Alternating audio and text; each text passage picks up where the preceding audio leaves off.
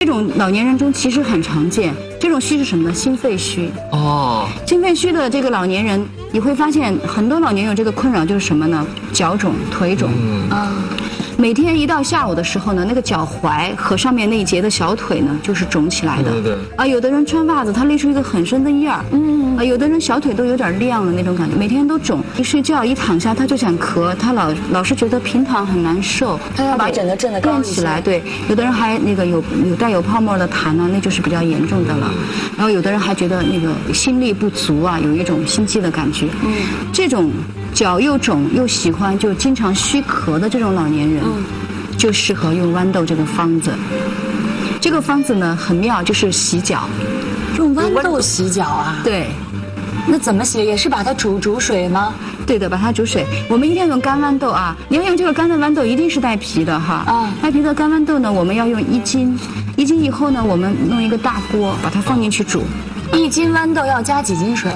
一般来说呢，我在家就是这么大一个锅，这个锅大约要加到5斤水以上。1斤豌豆5斤水。5斤水以上，对，起码要5斤水。如果说是家里的火比较大，它消耗很多，那就还要水多一点。煮多长时间？这个煮的时间要长，要煮1个钟头。对，但是我们煮到一半的时候呢，我们往里头放6根大葱，然后呢再放1把花椒。放1把花椒一起这样煮。花椒我建议最好拿个纱布包起来，包一下，对，否则不好过滤。然后就这样在里头煮。豌豆一定要煮的给它烂烂的那种感觉。煮的时候要记住，一定是盖着盖子煮啊，不然它就全都挥发了。然后煮1个钟头以后呢，把这个水你给滤出来，用这个水泡脚。怎么泡呢？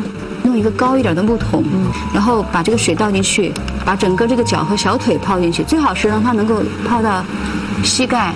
如果泡不到膝盖呢，就拿水这样舀上去，一遍一遍的给它浇。很多人不知道，我们的膝盖跟我们心脏是密切相关的。当我们在养膝盖的时候，就是养心脏；我们伤膝盖的时候，就是在伤心脏。哦，天哪！所以这个方法的关键之处就是你一定要让膝盖泡到这个药。那也就是得拿到桶泡啊。是的，必须得高的那种泡脚的桶才可以。老年人这种虚肿、虚咳、心肺引起的，它的效果是很好的。